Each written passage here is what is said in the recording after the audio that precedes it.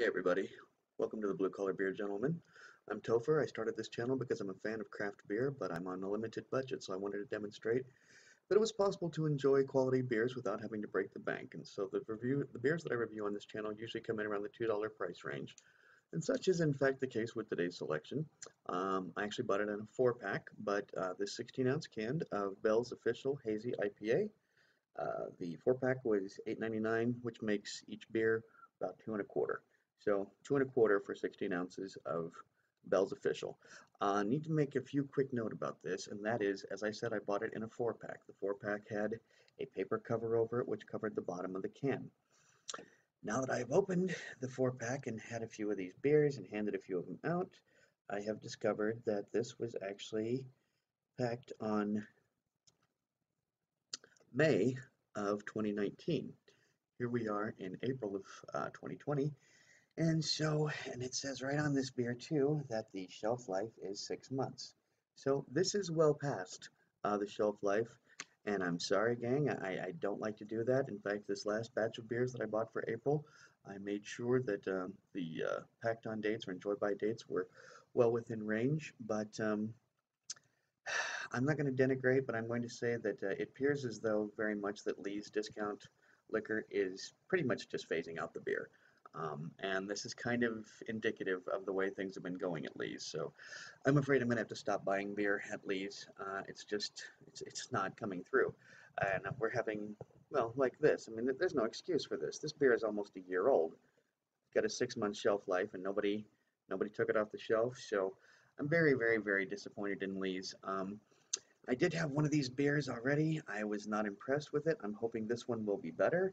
So far, I've seen a lot of great reviews of this beer, and frankly, just about everything from Bell's Brewery I have liked immensely. So it was actually kind of strange to discover that I didn't like their official hazy IPA. But quick notes about this beer. It has a 6.4 ABV. Typically, American IPAs come in between 5.5 and 7.5. Bell's, if you are unaware, Bell's does not like to give the IBUs. If you go to their website and it'll say, why don't we list IBUs? You click that link, it'll explain it, but at the end of it, it'll also list the IBUs for the beer. So the IBUs for this beer are 55. Typically, American IPAs come in between 40 and 70. I went to the website. The website says you should experience peach, stone fruit, and tropical notes in both bouquet and tongue. It is comprised of Mosaic, Citra, Azacca, Amarillo, and Eldorado hops. 36 of my friends on Untappd have given it a cumulative score of 3.84. 81,000 of us have given it a cumulative score of 3.79. Beer Advocate has 515 rankings with an average score of 3.88. The cumulative score on their ranking is 87, which is very good on their ranking. So there you have it, gang. And just I want to show you because I do believe in this. I know some of you don't, but I do. Independent, there we go. See if we can get past there we go.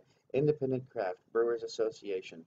That little logo right there. That's what you're looking for if you want to drink good quality beers that are not owned by corporate conglomerates. So anyway, that is it. Does just because it doesn't appear on the can doesn't mean that they're not a quality or a craft brewery, a microbrewery. It just means that you can be absolutely certain when you see that. So there you have it. So I'm going to go ahead and crack this bad boy open. I'm going to be using my Tenaya Creek IPA glass because the website, Bell's website says to use a Nonic. I don't have a Nonic. I do have pint glasses, but I don't have a Nonic. This, however, has the nodules on the side, so it's the closest that I have to a Nonic. It's also an IPA glass and appropriate for IPA. One quick note about this, though. Tenaya Creek, located under the Spaghetti Bowl here in Las Vegas. If you go into Tenaya Creek on a Tuesday night, hand them $6. You're going to get a glass just like this. It's going to be full of house beer. Go up to the bar, shove them the glass again. For $5 more, you're going to keep getting refills all night. Take the glass home with you, wash it, bring it back next Tuesday, boom, more $5 refills. As long as you can keep the glass in one piece, you keep getting $5 refills. Can't beat that deal with a stick. And Kitty's going to help me by getting into the box. All right, so let's get to some pouring here. I gave a can of this to my man Tony, who's the guy you see with me with in the Tiger Sox videos, and he liked this beer a lot, actually. He liked it a great deal. He's even more of an IPA fan than I am, and I am an IPA fan. And unfortunately, gang, there's going to be a lot of IPAs in April. I'm sorry, when I went to the store and looked for beers that I hadn't tried that were also around the $2 price range and made by microbreweries instead of corporate conglomerates, IPAs were about all I can find. So until such time as craft brewers decide to start venturing out a little bit more, that's what it's going to be. I don't know what to tell you. Okay, so guys, what you are seeing is roughly the same color as the beer. What you're actually seeing is a little bit more golden. The color of this beer is a little closer to, well, I'd say diluted Mountain Dew, actually, is kind of the color it is. You can see that head is fairly resilient. It doesn't seem to be going much of anywhere, and I've got lots of carbonation in here. So I'm going to quit yapping my flap. I'm going to start drinking this beer, and hopefully it's going to be better than the last time I tried it. Cheers.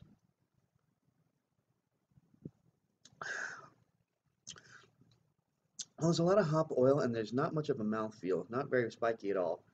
But yeah, the first thing you do is you taste that hop oil. So as I said, what did I list? 1, 2, 3, 4, 5. I got five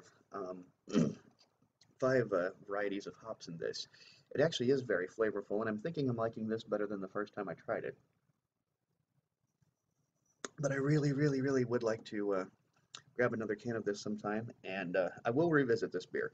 I'm definitely going to revisit the beer because it's not fair to drink a beer that's almost a year old that has a shelf life of 6 months, and then not give it a fair count.